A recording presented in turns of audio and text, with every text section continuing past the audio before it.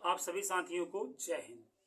आज के क्लास में हम लोग जो है एचपी पढ़ने वाले हैं। आप सभी लोगों का एपी और जीपी कंप्लीट हो चुका है। मैं सजेस्ट करूंगा जो भी साथी अभी एपी और जीपी नहीं देखे हैं, सबसे पहले एपी और जीपी के वीडियोस को देखें ना। एपी के लिए 3 वीडियो और जीपी के लिए 1 वीडियो बना हुआ है, उसको देखें, तभी आपको एचपी और स्पेशल सीरीज आज मैं आपको कराने वाला हूँ।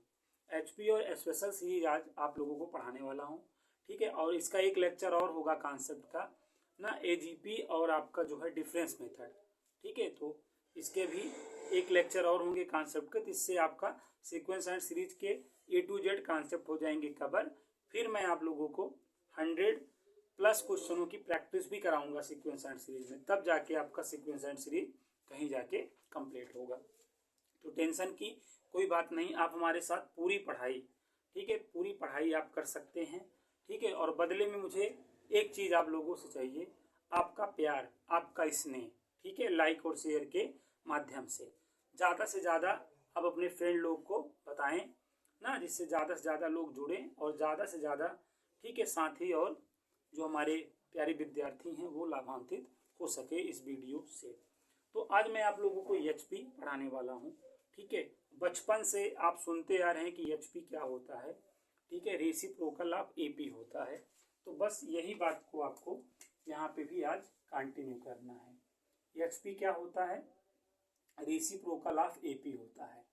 एचपी का मतलब होता है रेसिप्रोकल ऑफ एपी। एपी का जो रेसिप्रोकल होता है उसी को हम क्या कहते हैं? एचपी कहते हैं, हरात्मक श्रेणी कहते हैं। ओके, जैसे आपका क्या है, ये A1, A2, A3, A4 and so on AN, ये आपका क्या है? एपी में है। ये कहाँ है? आपका एपी में है। तो इसका रेसिप्रोकल कर लो। इसका रेसिप्रोकल 1/A1, 1/A2, 1/A3 और 1/A4 and so on 1/AN। ये कहाँ होगा? ये आपका एचपी में होगा। इस बात को आप यहाँ पर नोट करें। ओके, जैसे आप देखें ये 2, 4, 6, 8 एंड सो ऑन, अगर एपी में है तो इसका रेसिप्रोकल अगर कर लेंगे 1/2, 1/4, 1/6, 1/8, तो इसको कहाँ बोला जाएगा? एचपी में बोला जाएगा। और इसका कन्वर्स भी जो है ट्रू होता है। इसका कन्वर्स भी ट्रू होता है, मतलब अगर एचपी है तो उसका अगर हम रेसिप्रोकल करेंगे तो एपी बन जाएगा। तो ये बात भी यहाँ पर ट्रू है, ठीक है। इसका कन्वर्स भी यहाँ पर ट्रू होता है। इस बात को भी आप लोगों को ध्यान रखना है। अब यहाँ पर हम nth टर्म ऑफ यहाँ पर या जनरल टर्म ऑफ एचपी हम पढ़ेंगे। अगली रीडिंग हमारी क्या होगी साथियों? जनरल टर्म ऑफ एचपी की। जनरल टर्म ऑफ एचपी की अगली रीडिंग हम लोग की होगी। तो यहाँ पर अगली हमारी जो हेडिंग है, जनरल टर्म ऑफ एचपी। तो जनरल टर्म ऑफ एचपी के लिए हमें क्या करना होता है? हमें जैसे a plus D, a plus 2d, a plus 3d and so on, ये आपका क्या है? एपी। ये एपी है। तो इसका जो रेसिप्रोकल होगा, इसका जो रेसिप्रोकल होगा, इसका जो रेसिप्रोकल होगा 1/A, 1/A plus D, 1/A plus 2d, 1/A plus 3d, ये कहाँ होगा? एचपी में होगा। ये कहाँ होगा? एचपी में होगा। ये बात आप लोग समझ पा रहे होंगे। अब यहाँ पर देखो, अगर इस एचपी का आपको nth टर्म बताना होगा, इस एचपी का अगर आपको nth टर्म बताना होगा, तो इस एचपी का nth term, general term of HP का क्या मतलब होता है? nth term. तो आपको क्या करना है? 1/AP का nth term, nth term of AP, TN। General term of HP बराबर क्या होगा? 1/nth term of AP, 1/nth term of AP. ये चीज आप अगर ध्यान रख पाए तो ध्यान रख सकते हैं। और nth टर्म ऑफ AP आप जानते हैं a plus n minus 1 into D.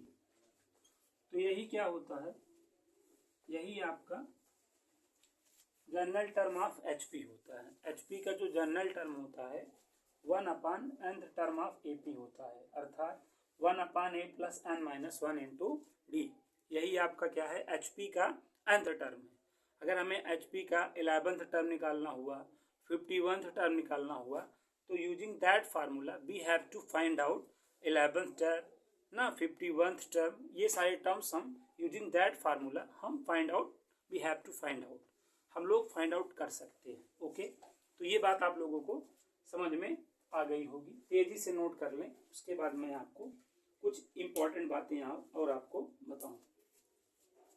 Okay, तो अब यहाँ पर अगली चीज जो हम लोग समझेंगे वो बहुत इंपॉर्टेंट होगी, और वो क्या है, अगर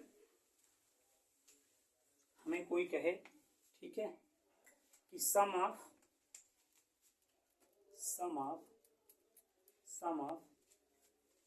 n टर्म्स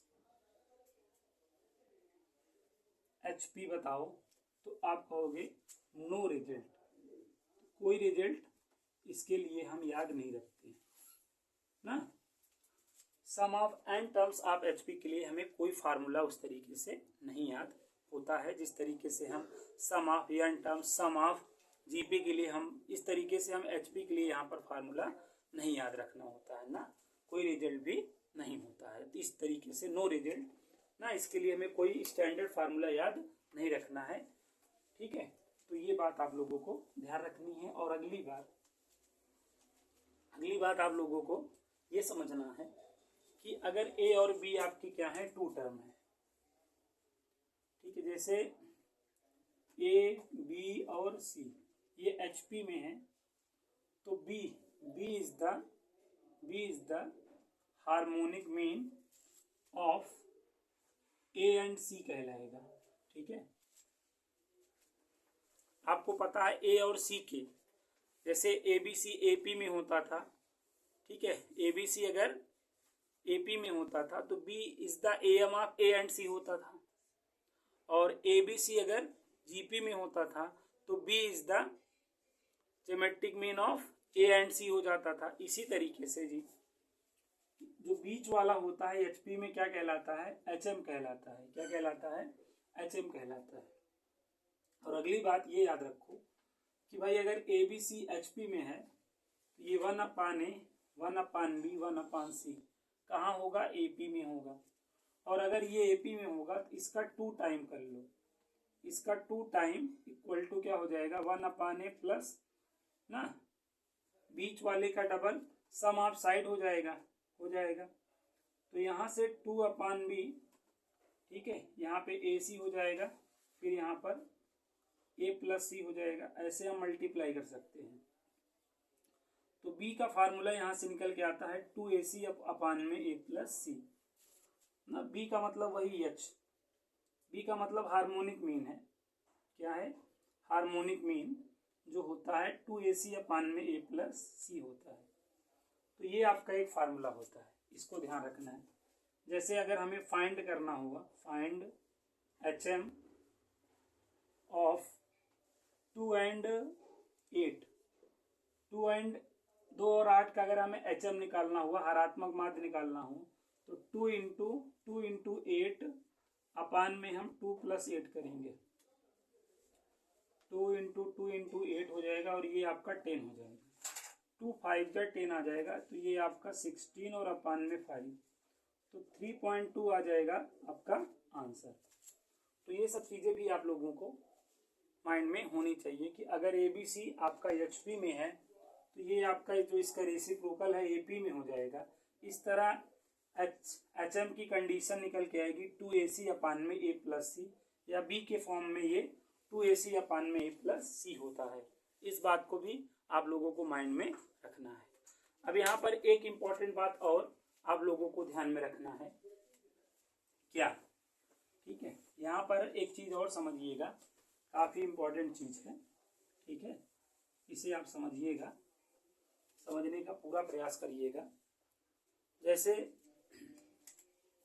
ए और बी के बीच में सपोज करिए एच है, तो ये आपका एचपी में होगा, इसमें कोई डाउट नहीं है। अब यहाँ पर ये जो 1/a होगा, 1/h होगा या 1/b होगा, ये एपी में होगा, जान रहे हैं। तो इसका जो डबल होगा, बीच वाले का जो डबल होगा, सम ऑफ साइड होगा, सम ऑफ क्या होगा, साइड। यहाँ से 1/h की वैल्यू क्या आ सकती है, तो आप बोलोगे 1/2 और अपान में 1/a प्लस 1/b। इस रिजल्ट को आपको यहाँ पर क्या करना है, अंडरलाइन करना है, ठीक है। वेरी इंपॉर्टेंट रिजल्ट है। इससे आपका एक रिजल्ट जो है कनेक्ट हुआ। कौन सा? एक रिजल्ट आपका कनेक्ट हो रहा है कि जैसे देखो यहाँ पर आप ध्यान दें, अगर A1 A2 A3 and so on AN, ठीक है, आपके पास यहाँ पे क्या है, n नॉन जीरो क्या है, नंबर्स हैं, क्या है, n नॉन जीरो नंबर्स हैं आपके पास, n नॉन जीरो नंबर्स हैं, A1 A2 A3 and so on AN करके आपके पास n नॉन जीरो नंबर्स हैं। और आपको क्या फाइंड आउट करना है, आपको इसमें HM फाइंड आउट करना है, हरात्मक माध्य निकालना है। तो यहाँ पर अभी आपके पास देखो दो नंबर थे, A और B, और उनका अगर आपको हार्मोनिक मीन निकालना था, हरात्मक माध्य निकालना था, तो क्या हुआ था, देखो 1/h equal 1/2 in bracket 1/a plus 1/b।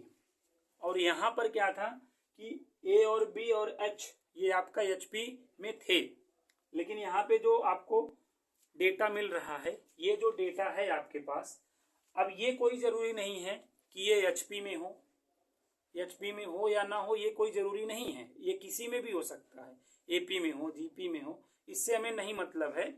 तो हमें अगर ये स्टैटिक्स वाला, बेसिकली हम इस हार्मोनिक का मतलब ये आपका स्टैटिक्स वाला है, तो इसमें अगर आपको जो है हार्मोनिक मीन निकालना हो, इसमें अगर आपको हार्मोनिक मीन निकालना हो, तो आपको इसमें भी 1/h इक्वल टू, अब यहाँ से यहाँ तक में कितने डेटा हैं, आप कहोगे n डेटा है, तो 1/n कर लेना है और ब्रैकेट में इन सभी के रेसिप्रोकल का सम कर लेना है। ब्रैकेट में इन सभी के रेसिप्रोकल का क्या कर लेना है, सम कर लेना है। तो काफी इंपॉर्टेंट है ये फार्मूला काफी इंपॉर्टेंट है, ठीक है। हार्मोनिक मीन निकालने का फार्मूला है, जब डेटा जो है आपके HP में हो या ना हो, तब हम इस तरीके से हार्मोनिक मीन निकालेंगे। 1/h equal 1/n in bracket that, okay, in bracket that. ये रिजल्ट आप लोगों को माइंड करना है, तो जल्दी से माइंड कर लीजिए। अब मैं आपको एक प्यारा सा एग्जांपल देता हूँ, जिससे ये चीजें आपकी और क्लियर हो पाए और स्पष्ट हो पाए। तो टेंशन की बात नहीं है, ये सब चीजें आने लगेंगी, मुझ पर आप विश्वास करिए और चीजों की नोट्स बनाते चलिए, समझ की चीजों की नोट्स बनाते चलिए, ठीक है। जैसे आप देखिए, जैसे ये देखिए 2 4 6 8 और 10 है, ठीक है, ये आपके पास है और आपको इसका क्या बताना है, HM बताना है, हरात्मक माध्य बताना है। तो यहाँ पर आपके पास कितने नंबर्स हैं ना, 5 नंबर्स हैं कि नहीं, और आपको HM बताना है। तो आप क्या करोगे, 1/h इक्वल ना, how many numbers are there, तो आप कहोगे देयर आर 5 नंबर्स, 1 2 3 4 एंड 5। तो 1/, यहाँ पर 5 करोगे। अब आप आपको क्या करना है, इन सभी के रेसिप्रोकल का सम कर लेना है, इन सभी के रेसिप्रोकल का क्या कर लेना है, सम कर लेना है। यही आपका आंसर हो गया, यही आपका। अब इसको आप पलट दोगे तो आपका जाके हार्मोनिक मीन आ जाएगा। तो इस तरीके से नंबर्स अगर आपके पास हो, ठीक है, नंबर के फॉर्म में, तो इस तरीके से हम हार्मोनिक मीन निकाल सकते हैं। अब यहाँ पर हम कुछ स्पेशल फैक्ट की बात करेंगे, कुछ इंपॉर्टेंट पॉइंट्स हैं, ठीक है, उन्हें हमें समझना है, ठीक है। अब यहाँ पे आप कैलकुलेशन कर लेना, उसके बाद पलट देना, तो आपका हार्मोनिक मीन निकल जाएगा, आपका हार्मोनिक मीन निकल जाएगा। तो टेंशन की बात नहीं है। अब यहाँ पर हमें कुछ बेसिक बातें ध्यान रखनी है माइंड में, और वो बेसिक बातें ये हैं, क्या है कि अगर आपसे ये कहा जाए कि A and B both are positive and different, ठीक है, both are positive and different, मतलब क्या हो, दोनों क्या हो, पॉजिटिव हो और डिफरेंट हो। पॉजिटिव का मतलब जैसे ए की वैल्यू 2 हो और बी की वैल्यू 8 हो, ठीक है, तो देखो दोनों की वैल्यू पॉजिटिव भी है और डिफरेंट भी है। अब यहां से आपसे ये पूछेगा कि बताओ रिलेशन बिटवीन ए जी एच। ए का मतलब वही अर्थमेटिक मीन है, जी का मतलब ज्योमेट्रिक मीन है और एच का मतलब यहाँ पे हार्मोनिक मीन है। तो इन शॉर्ट इसको हम AGH ही कहते हैं। इन शॉर्ट हम इसे AGH बोलते हैं, ठीक है, तो ये बात याद रखना। तो यहाँ पर ध्यान दो, अगर ए और बी आपके पॉजिटिव हो और डिफरेंट हो तो AGH में क्या रिलेशन होगा, क्या संबंध होगा, इस बात को आप समझने का क्या करो, प्रयास करो। तो यहाँ पर आप ध्यान देना, जैसे आप एक एग्जांपल ले लो, ए की वैल्यू 2 है आपके पास और बी की वैल्यू आपके पास 8 है। तो यहाँ पे ए निकालना है, तो ए निकालने के लिए हमें सम ऑफ नंबर्स करना होता है, सम ऑफ नंबर्स और अपान में 2। तो ये कितना हो जाएगा, 10 और अपान में 2, तो ये कैंसिल कर लोगे 5 आ जाएगा, ए की वैल्यू 5 आ जाएगी। अगर आपको जी निकालना है तो आपको क्या करना है, रूट में 2 इंटू 8 कर लेना है, तो ये आपका 16 हो जाएगा और आ जाएगा 4। और h अगर निकालना है तो 2 इंटू 8 और अपान में 2 प्लस 8 करना है, तो ये 2 इंटू 8 और अपान में 10, 2 5 जा 10 हो जाएगा और ये आपका 16 अपान में 5, जिसकी वैल्यू 3.2 होगी। क्या होगी, 3.2। अब आप ये देखो AGH में सबसे बड़ा कौन है, ए, उसके बाद नंबर 2 पे जी है और नंबर 3 पे एच। AGH में सबसे बड़ा कौन है, ए, उसके बाद है जी और उसके बाद है एच। तो यहाँ पर हम ये कह सकते हैं कि अगर ए और बी पॉजिटिव नंबर हैं और साथ में डिफरेंट हैं तो हम ये बोल सकते हैं कि AGH में क्या रिलेशन है। तो हम ये बता सकते हैं, ठीक है, इस एग्जाम्पल की हेल्प से, ए बड़ा होगा जी से और जी बड़ा होगा एच से, ठीक है। तो ये रिजल्ट हुआ, तो हमें रटना नहीं है, इस तरीके से यहाँ पे क्या बोला था कि ए और बी आपके पॉजिटिव और डिफरेंट होंगे, तो इसी तरीके से हमें ए और बी पॉजिटिव डिफरेंट जो है एग्जाम्पल्स ले लेने थे, ए जी और एच निकाल लेना था, तो यहाँ तक चीजें क्या हो जाएंगी, कन्फर्म हो जाएंगी। ओके, तो टेंशन की बात नहीं है, आप इस तरीके से चीजों को कर सकते हैं, तो कोई दिक्कत नहीं होगी। ओके, तो ये रिलेशन आप लोग यहाँ पर ध्यान रखेंगे।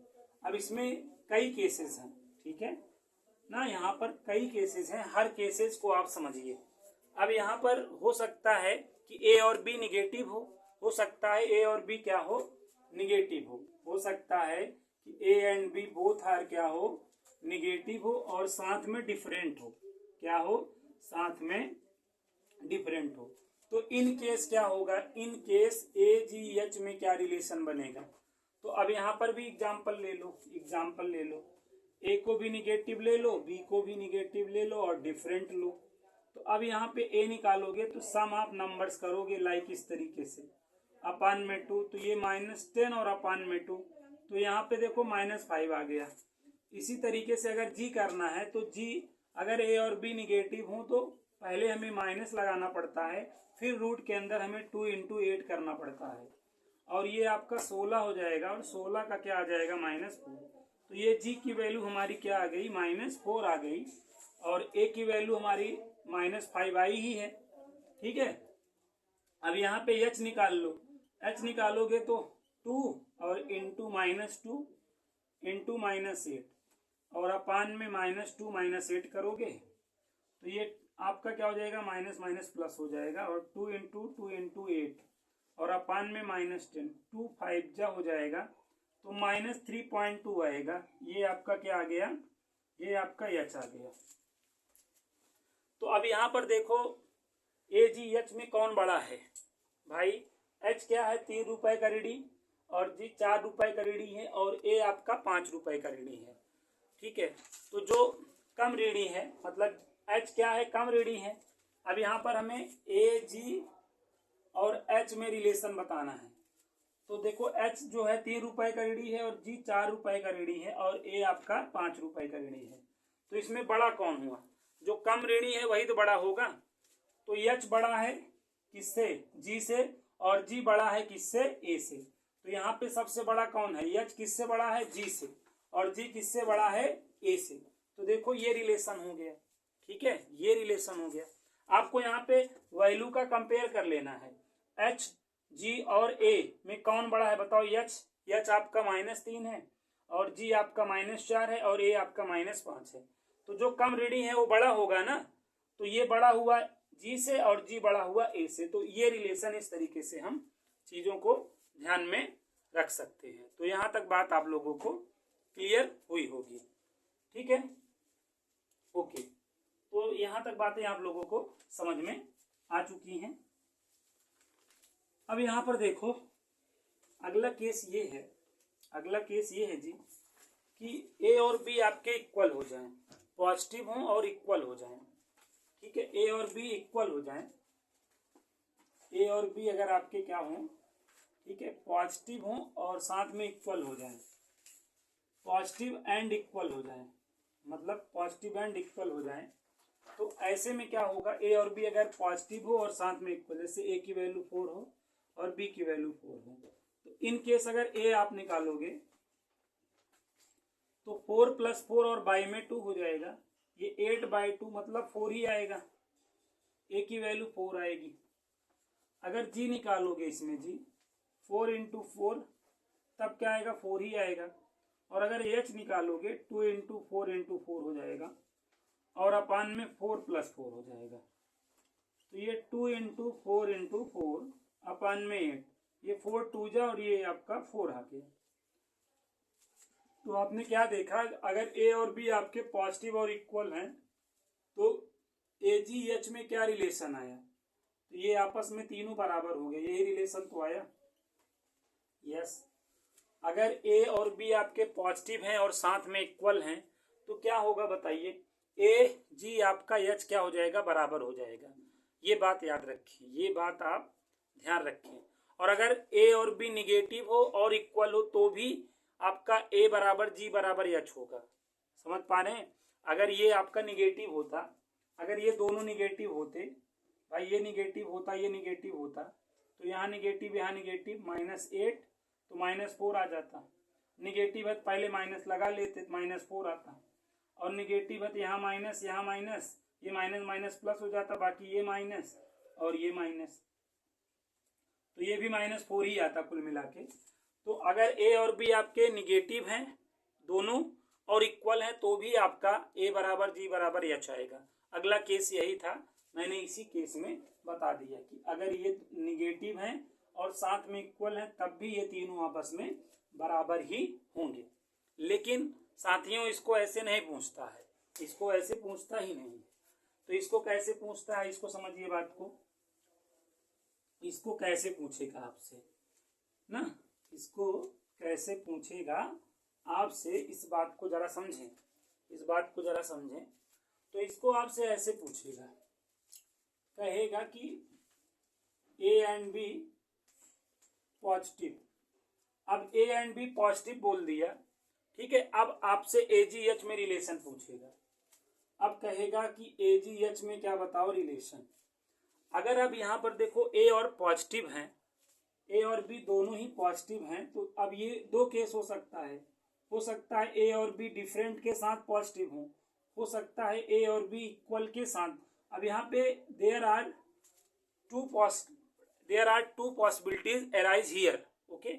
यहाँ पर दो पॉसिबिलिटीज मतलब जो है अराइज हो रही हैं ना, कि A पॉजिटिव तो होगा, हो सकता है डिफरेंट हो और पॉजिटिव हो सकता है इक्वल हो और पॉजिटिव हो, तो ये दो बातें हो सकती हैं। इसीलिए साथियों इसमें क्या किया जाता है, ठीक है, पॉजिटिव होने पे आपको पता ही है A G से बड़ा होगा, G H से बड़ा होगा, साथ में = भी लगा दिया जाता है। A और B अगर पॉजिटिव और डिफरेंट बोला रहे तो नॉट इक्वल टू रहता है, आपने देखा ही।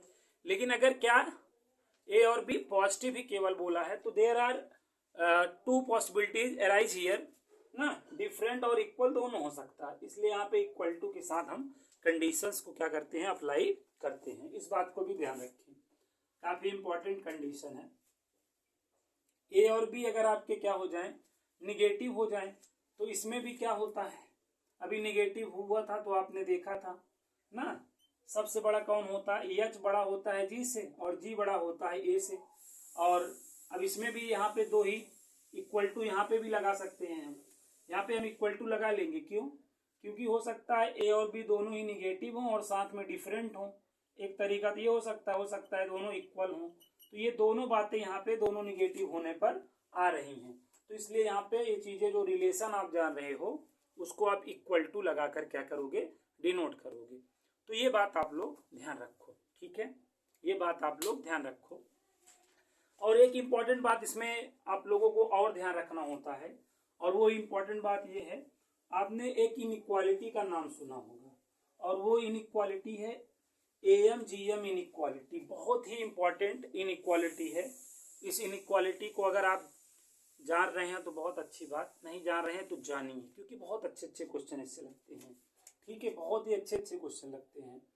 एम जी एम इनइक्वालिटी, ठीक है, एम जी एम इनइक्वालिटी हमें समझनी है, एम जी एम इनइक्वालिटी हमें समझनी है क्या होती है, ठीक है। तो एम जी एम इनइक्वालिटी में क्या होता है कि दो बातें होती हैं, दो केस होता है। अब आप एक बात समझ गए हो कि M greater then are equal to G M हो सकता है, और ये चीज कब हो सकता है, M greater then are equal to G M कब हो सकता है, जब यहाँ पर ए और बी क्या हूँ, आपके क्या हूँ, पॉजिटिव हूँ, तब ये बात हो सकती है। और दूसरी बात A M G M inequality में क्या हो सकती है, ए एम और जी एम में जी एम ए एम से क्या होता है, बड़ा, लेकिन ये चीजें कब पॉसिबल हैं, जब ए और बी आपके निगेटिव होते हैं। तो ये बातें मैं आपको ना अभी बता चुका हूं, तो ये बातें भी आप ध्यान रखिए। A M G M inequality में दो फार्मूले यूज होते हैं, ए और बी पॉजिटिव हो तो A M greater then are equal to G M करना होता है, और ए और बी निगेटिव हो A M less than are equal to G M हो जाता है। और हमें इसका यूज कब करना होता है, सम ऑफ रेसिप्रोकल के केस में, सम ऑफ रेसिप्रोकल के केस में ये चीजें हमें यूज करनी होती हैं। Yes, M G M inequality हमें साथियों कब अप्लाई करना होता है, सम ऑफ रेसिप्रोकल के केस में। जैसे मैं आपको बता रहा हूं, टेंशन न लीजिए, सब चीजें आ जाएंगी, सब चीजें आने लगेंगी, टेंशन की कोई बात नहीं, सब आने लगेगा, टेंशन मत लीजिए। अब आप आगे देखिए, यहाँ पर सम ऑफ रेसिप्रोकल हम देखिए, जैसे x ग्रेटर देन 0 है, सम रेसिप्रोकल का मतलब तो जानते ही हो, जैसे 2 और 2 का रेसिप्रोकल 1/2, और सम ऑफ रेसिप्रोकल करना है तो यही को ऐड कर दो, जैसे 5 और इसका रेसिप्रोकल 1/5 का सम करना है, प्लस कर दो, 3/2 और इसका रेसिप्रोकल 2/3 का सम करना है, प्लस कर दो, ठीक है। तो जो भी नंबर लो उसका रेसिप्रोकल मतलब उसका उल्टा करके उसे ऐड कर लो, उसे ऐड कर लो, तो यही चीज को हम लोग सम ऑफ रेसिप्रोकल बोलते हैं। तो टेंशन की कोई बात नहीं है, ये सब चीजें आप लोगों के माइंड में होंगी, ठीक है, अगर हैं तो बहुत अच्छी बात, नहीं है तो दिमाग में बैठा लें, क्योंकि इसके बगैर काम नहीं चलेगा। यहाँ पर आप देखें, जैसे अगर x ग्रेटर देन 0 है तो x का रेसिप्रोकल क्या होगा, जान रहे 1/x, ये भी ग्रेटर देन 0 हो, ठीक है। तो अब हमें यहाँ पर सम ऑफ रेसिप्रोकल करना है, किसका, x और 1/x का। तो जब हम सम इसका रेसिप्रोकल करेंगे x और 1/x का, तब इसको a सपोज किया जाता है और इस पूरे को b सपोज किया जाता है, ठीक है। और यहाँ पर देखो a और b दोनों ही पॉजिटिव हैं, a और b दोनों ही पॉजिटिव हैं, तो यहाँ पर हम एम जी एम इनइक्वालिटी का क्या कर लेते हैं, यूज कर लेते हैं, एम जी एम इनइक्वालिटी का यूज कर लेते हैं।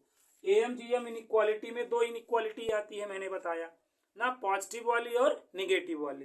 तो यहाँ पे ए और बी आपके पॉजिटिव हैं, तो हम पॉजिटिव वाला फार्मूला लगाएंगे, अर्थात ए एम हमारा क्या होगा, greater then are equal to G M होगा। ए एम का मतलब तो जान ही रहे हो, अगर ए और बी के लिए ए एम कर रहे हैं तो a plus B by 2 greater then are equal to under root A B होगा, क्रॉस मल्टीप्लाई भी कर सकते हो, तो a plus B greater then are equal to 2 under root A B.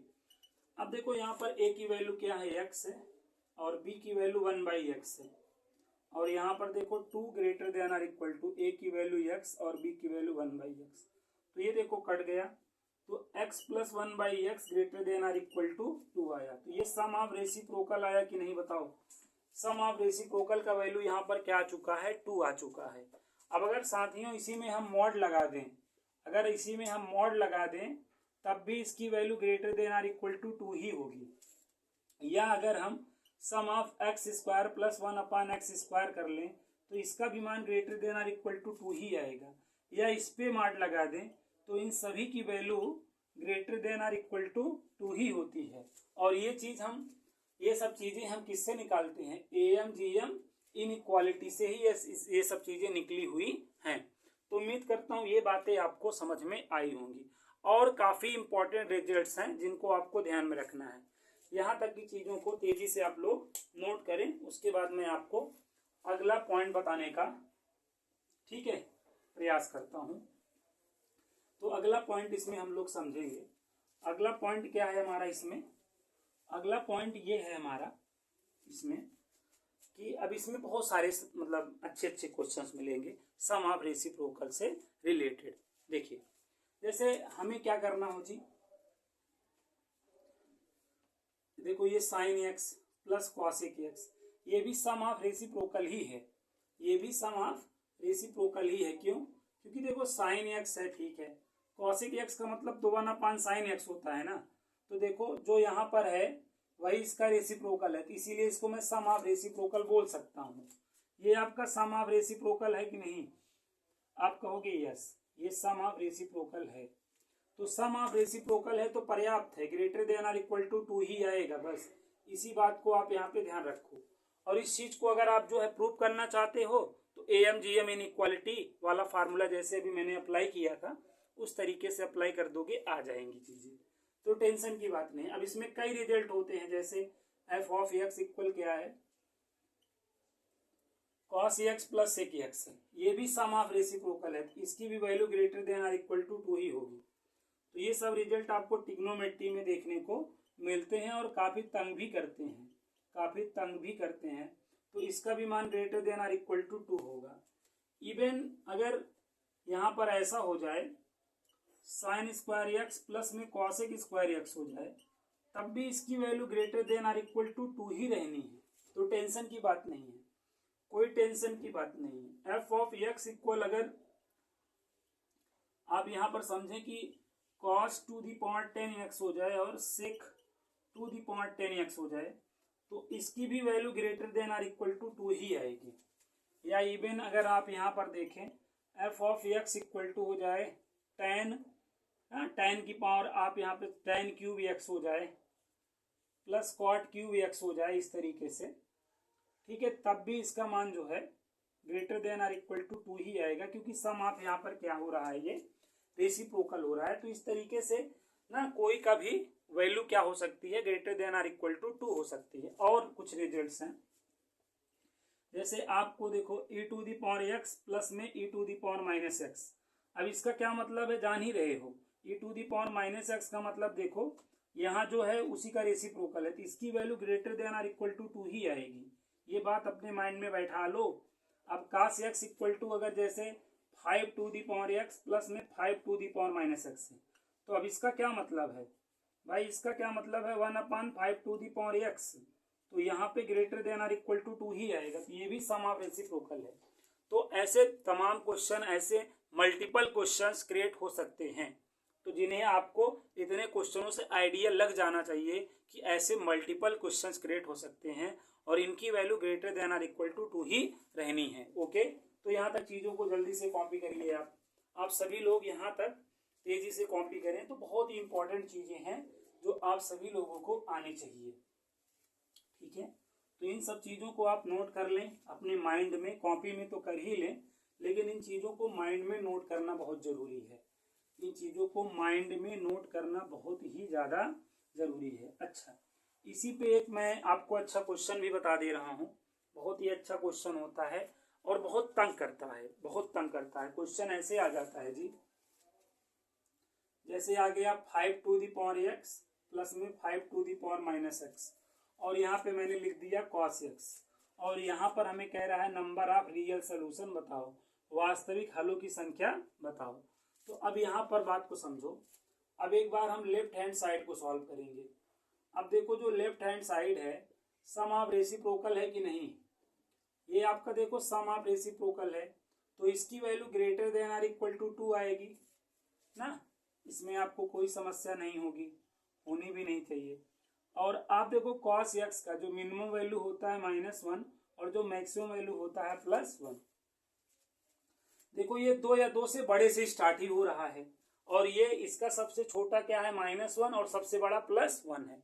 तो यहाँ पर एक बात आप समझ पा रहे होगे कि लेफ्ट हैंड साइड कभी राइट हैंड साइड के बराबर नहीं हो सकता। क्यों? क्योंकि यहाँ देखो 2 या 2 से बड़े से स्टार्ट हो रहा है, और यहाँ पे -1 से +2 पे ही जाके रुक जा रहा है ना, सॉरी -1 से +1 पे ही जाके रुक जा रहा है, तो 1 के ऊपर तो जा ही नहीं रहा है। तो ये दोनों पक्ष कभी बराबर हो नहीं सकते, और जब बराबर नहीं होंगे तो वैल्यू कहाँ से निकलेगी, नहीं निकलेगी। तो इसलिए अब यहाँ पर आपको left hand side right hand side के बराबर नहीं तो 5 मिलेगा, और 5 होने पर नंबर ऑफ रियल सोल्यूशन साथियों क्या हुआ करता है, 0 हुआ करता है। तो ऐसे बहुत सारे क्वेश्चन बन सकते हैं, ये तो एक छोटा सा क्वेश्चन था। ऐसे बन सकता है e⁻x प्लस e⁻−x बराबर यहाँ पे sin x, और आपसे पूछ लेगा कि बताओ नंबर ऑफ रियल सोल्यूशन। तो ऐसे मल्टीपल क्वेश्चन बन सकते हैं, तो टेंशन की बात नहीं है, आप इस तरीके से सॉल्व कर सकते हैं। तेजी से नोट करें, इन क्वेश्चनों को तेजी से नोट करें। काफी इंपॉर्टेंट क्वेश्चन था, काफी इंपॉर्टेंट क्वेश्चन था, और उम्मीद करता हूँ समझ पाए होंगे इन क्वेश्चनों को आप अच्छे से समझ पाए होंगे। काफी आसान तरीके से मैं बताने का प्रयास कर रहा हूँ। अब देखें अगली हेडिंग इसमें ये देखें कि अगर x क्या हो जाए, निगेटिव हो जाए, और 1/x भी क्या हो जाए, निगेटिव, x और उसका रेसिप्रोकल दोनों ही क्या हो जाए, निगेटिव हो जाए। तो भाई अगर ये दोनों निगेटिव हैं, अब अगर हमें am निकालना हुआ तो जैसे निकालते थे हम इनको ऐड करेंगे, अपान में 2 कर देंगे। अगर इनका हमें gm निकालना हुआ, gm, आपको gm में मैंने बताया था कि अगर a और b निगेटिव हो तो हमें gm निकालते समय पहले माइनस लगाना पड़ता है, उसके बाद हमें x इंटू 1/x करना पड़ता है। तो यहाँ पे -1 आ गया। अब देखें, और अभी मैंने am gm इनइक्वालिटी में बताया था कि अगर क्या हो, a और b निगेटिव हो, a और b क्या हो, निगेटिव हो, तो क्या होता है, a और b अगर निगेटिव हैं तो am और gm में gm आपका am से क्या होता है, बड़ा होता है। तो am का मतलब तो जान ही रहे हैं, ये है am का क्या मतलब है, x प्लस 1/x/2, और gm का क्या मतलब है, -1। तो आप यहाँ पे क्रॉस मल्टीप्लाई कर लें तो x प्लस 1/x आपका क्या आ जाएगा, -2 आ जाएगा। तो इस तरीके से देखिए एक रिजल्ट आ गया। ये रिजल्ट भी याद रखना है कि अगर x आपका क्या हो, निगेटिव कोई रियल नंबर हो, तो x प्लस 1/x अर्थात सम ऑफ जो रेसिप्रोकल की वैल्यू है less than are equal to -2 होगी। क्या होगी, less than are equal to -2 होगी। ये आपका काफी इंपॉर्टेंट, वेरी इंपॉर्टेंट रिजल्ट है। इस रिजल्ट को भी आप लोग यहाँ पर माइंड करेंगे, और आपको माइंड करना चाहिए। ओके, तो यहाँ तक बात आप लोगों को समझ में आ गई होगी, मैं ये उम्मीद कर पा रहा हूँ। तो बहुत सारे क्वेश्चन हैं जो आप लोगों को आने चाहिए। तो ये सब चीजें एचपी के अंतर्गत आप जो है देख रहे थे, ठीक है, ये सब चीजें आप एचपी के अंतर्गत देख रहे थे, और उम्मीद करता हूँ यहाँ तक की बात आप लोग समझ पाए होंगे। अब एक और इम्पोर्टेंट बात है आपको बताने वाला हूँ, ठीक है, क्या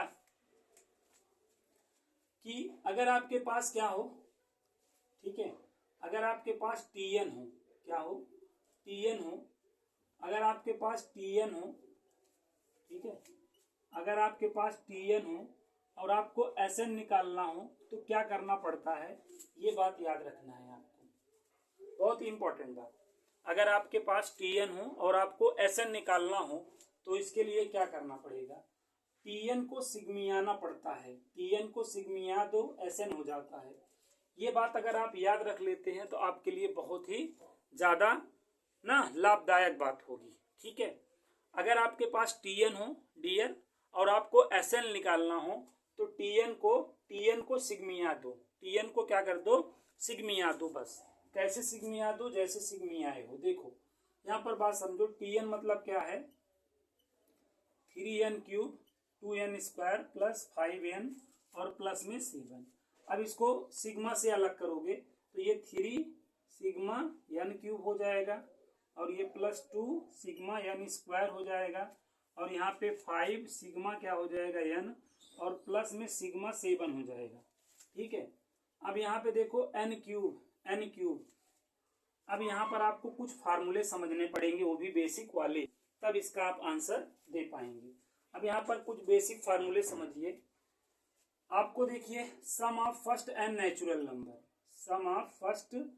नेचुरल नंबर को क्या बोला जाता है, सिग्मा n बोला जाता है। ये बात आप लोगों को पता होगी। 1 से लेकर n तक की प्राकृतिक संख्या के योगफल को हम सिग्मा n कहते हैं ना। तो 1 से लेकर n तक की प्राकृतिक संख्याओं का योगफल है ना। Sum of first n natural number is called sigma n, और सिग्मा n का फार्मूला होता है n प्लस 1 और अपान में 2। तो ये पहला फार्मूला है। अच्छा, एक बात और बताऊं, यहाँ पे वेरिएंस क्या रहता है, n इक्वल टू 1 से n तक रहता है इसमें, ये भी बात याद रखना है। दूसरा, अगर हम sum of square of first n natural number कहूँ, sum of square of the first n natural number कहूँ, तो इसका मतलब ये है 1 का स्क्वायर प्लस 2 का स्क्वायर प्लस 3 का स्क्वायर एंड सो ऑन, यहाँ पर n का स्क्वायर। तो ये क्या होता है, सिग्मा n स्क्वायर होता है। और इसमें भी वेरिएंस क्या होता है, n इक्वल टू 1 से n तक का होता है। और इसका भी फार्मूला आप लोगों को याद होगा, n प्लस 1 2n प्लस 1 और बाई में क्या होता है 6 होता है। तो ये सब फार्मूले हैं जो आपको याद होने चाहिए। ठीक है, और एक फार्मूला और होता है, ठीक है क्या, ठीक है, sum of cubes of first n natural number. Sum of cubes of first n natural number का मतलब जैसे 1 का क्यूब है, 2 का क्यूब है, 3 का क्यूब है एंड सो ऑन, लास्ट में क्या है n का क्यूब है। ठीक है, तो इसे हम क्या कहेंगे साथियों, सिग्मा n क्यूब कहेंगे। क्या कहेंगे, सिग्मा n क्यूब कहेंगे। और सिग्मा n, अब यहाँ पे वेरिएंस क्या होता है, 1 से n तक होता है। और सिग्मा n क्यूब जो है सिग्मा n के होल स्क्वायर के बराबर होता है। इस बात को याद रखो। यहाँ पे हम लोग की जो तमन्ना थी, यहाँ पे क्यूब था ना, तो यहाँ पे क्यूब करने की थी, लेकिन तमन्ना आरजू कभी कभार नहीं पूरी होती है, तो वही बात यहाँ पर हो गई, सिग्मा n स्क्वायर के बराबर होता है।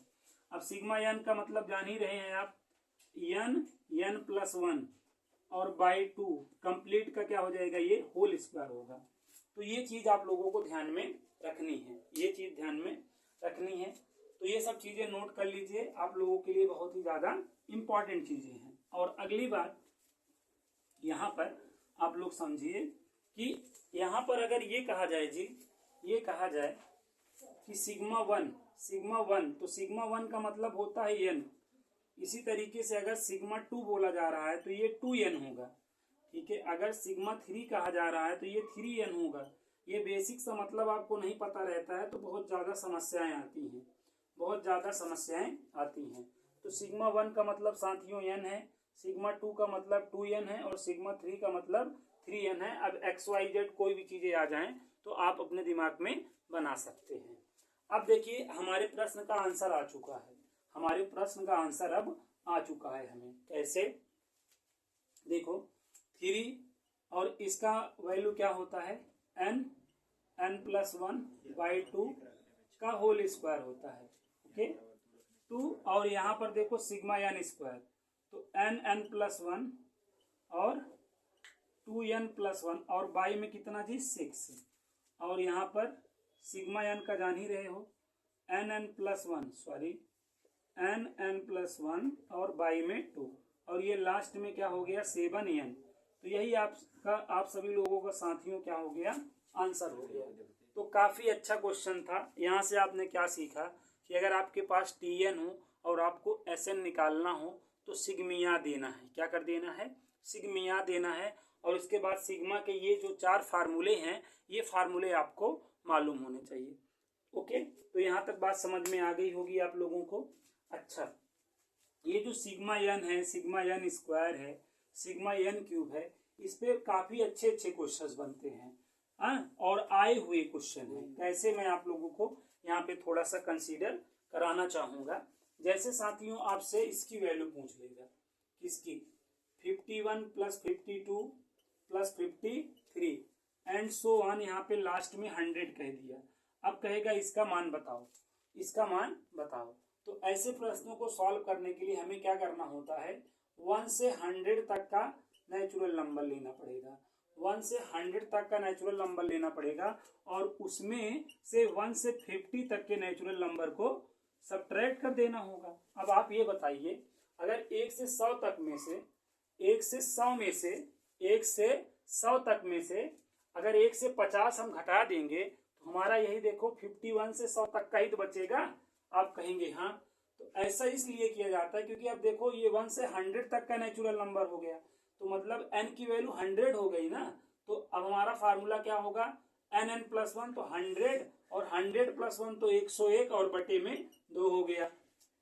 और ये 100 क्या है, 1 से 50 है तो यहाँ पे 50 हुआ ना, 50 और बगल में 51 और बटे में 2। तो इसका देखिए हमने कितना जल्दी जो है क्या निकाल लिया, आंसर निकाल लिया। अब यहाँ पे कुछ स्मार्ट लोग होंगे, कह रहे होंगे सर हम SN वाले फार्मूले से भी निकाल सकते हैं AP के। हाँ निकाल सकते हो तो निकाल लो, ठीक है, लेकिन आप इस तरीके से स्मार्टली जो है आंसर दे सकते हो, ठीक है। और आपको एक दो एग्जांपल आपके साथ शेयर करूंगा। ये सब क्वेश्चन भी आप अपने माइंड में रखो, इन सब क्वेश्चनों को भी आप अपने माइंड में रखो जी। जैसे आप ये देखो, क्वेश्चन ये है 11 का स्क्वायर, 12 का स्क्वायर, 13 का स्क्वायर एंड सो ऑन। यहाँ पे 20 का स्क्वायर है, क्वेश्चन मार्क, इसकी वैल्यू बतानी है। तो अब यहाँ पे देखो ये 11 से 20 है ना, तो हमें हमेशा 1 से करना है। 11 से 20 है ना, तो 1 से 20 करो, 1 से 20 करो, 1 से 20 करो, 1 से 20 करो। और 1 से 20 में क्या घटाना है अब आपको समझ में आ जाएगा। 1 से 10 का ना, 1 से 10 वाला आप घटा दोगे तो वापस से ये इसकी प्राप्ति हो जाएगी कि नहीं। अब ऐसा करने पे यहाँ पे देखो 1 से 20 है तो टोटल 20 हो गया ना। तो अब यहाँ पे स्क्वायर वाला फार्मूला लगाना है, n प्लस 1 2n प्लस 1। तो देखो 20 और 20 प्लस 1 तो 21 हो गया, फिर 2n तो 20 दूनी 40 और 1 41 और बाई में 6 हो गया। यहाँ पे देखो 10 है तो देखो 10 प्लस 1 10 प्लस 1 और 2n तो 20 और प्लस में 1 तो 21/6। अब इसी को सॉल्व कर लो, आंसर हो गया। तो इस तरीके से तमाम क्वेश्चन बन सकते हैं। अप्रोच ये होना चाहिए, इस टाइप के क्वेश्चनों को सॉल्व करने का अप्रोच ये होना चाहिए। ये अप्रोच रहेगा तभी इस टाइप के क्वेश्चंस आप लोगों से सॉल्व हो पाएंगे। ओके, तो यहाँ तक बात समझ में आ गई होगी आप सभी लोगों को 101%। अब देखिए एक क्वेश्चन और मैं आपको बता दे रहा हूँ। जैसे 6 का क्यूब प्लस 7 का क्यूब प्लस 8 का क्यूब एंड सो ऑन 10 का क्यूब है। अब यहाँ पर क्वेश्चन मार्क, इसकी वैल्यू बतानी है। तो हमें देखो ये 6 से 10 है, हमें 1 से करना पड़ेगा। 1 का क्यूब, 2 का क्यूब और ये लास्ट में 10 का क्यूब करना पड़ेगा। और माइनस में हम क्या कर लेंगे, 1 का क्यूब प्लस 2 का क्यूब और 5 का क्यूब घटा देंगे ना, माइनस कर देंगे तो ये चीज आ जाएगी। ओके, अब ऐसा करने पे ये देखो 1 से 10 हो गया, 1 से 10 हो गया तो आपका 10 तो ये सिग्मा क्यूब है, सिग्मा n प्लस 1/2 का होल स्क्वायर। तो ये क्या हो जाएगा 10 और 10 प्लस 1 तो 11 और बाई 2 का क्या हो जाएगा whole square. Okay, whole square. और यहाँ पे ये 1 से 5 है, 5 और n प्लस 1 5 तो 6 और बाई 2 का क्या हो गया होल स्क्वायर। यही का कैलकुलेशन कर लो आंसर, यही का कैलकुलेशन कर लो आंसर। तो इस तरीके से हम इस टाइप के क्वेश्चनों को क्या कर सकते हैं, सॉल्व कर सकते हैं। 2 क्वेश्चन और हम लोग देखेंगे ताकि ये चीजें हमारी क्लियर हो पाए, ताकि ये सब चीजें हमारी क्लियर हो पाए। इस तरीके से हमें करना है, ठीक है। तो चलो आगे फिर मैं अगले वीडियो में अन्य क्वेश्चनों को जो है डिस्कस कर दूंगा। जो अगला जो वीडियो है बहुत ज्यादा इंपॉर्टेंट है। नेक्स्ट वाले वीडियो में हम क्या डिस्कस करने वाले हैं ना, स्पेशल, ये तो स्पेशल सीरीज थी, ठीक है, लाइक ये स्पेशल सीरीज हम लोगों ने पढ़ लिया। नेक्स्ट वाले वीडियो में हम क्या डिस्कशन करेंगे, पहले इसको समझ लो। AGP को डिस्कशन करेंगे और डिफरेंस मेथड को जो है डिस्कशन करेंगे, और बहुत अच्छे अच्छे क्वेश्चनों की प्रैक्टिस करेंगे। ठीक है, सम डिफिकल्ट क्वेश्चनों की क्या करेंगे, सम डिफिकल्ट क्वेश्चनों की प्रैक्टिस करेंगे। तो नेक्स्ट वाले वीडियो में बहुत ही मजेदार चीजें आपको मिलने वाली है। एजीपी मिलने वाला है, डिफरेंस मेथड मिलना है, सम डिफिकल्ट क्वेश्चंस हमें मिलने वाला है। ठीक है, तो आज की क्लास को आपने अच्छे से एंजॉय किया होगा। ठीक है, फिर मिलेंगे नेक्स्ट वीडियो में, तब तक के लिए आप सभी को जय हिंद, जय भारत।